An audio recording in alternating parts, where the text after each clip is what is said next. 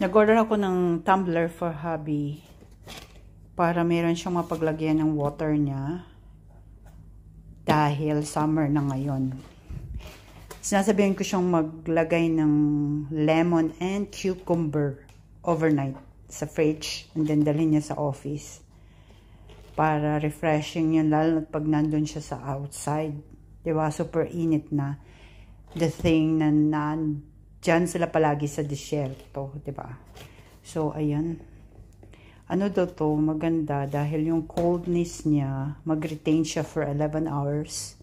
And, sabi naman ng iba 24, but tingnan natin kung nakalagay sa loob.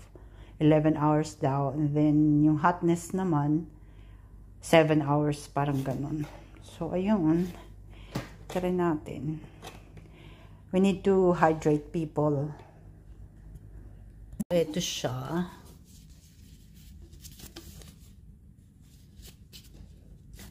Ayan.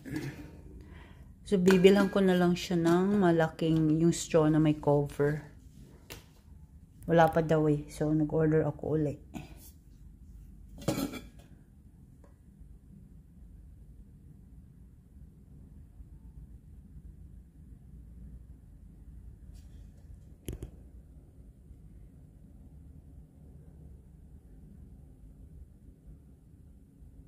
$11 hours pala yung coldness niya. 7 hours hot. 2 days iced. Galing, no? We'll see. I-try natin if it's true nga. Ano pala siya, oh. Dili siya papel. Galing, no? So, ayan, meron na siyang the whole day na at least meron siyang cold and kung anong ilagay niya dito.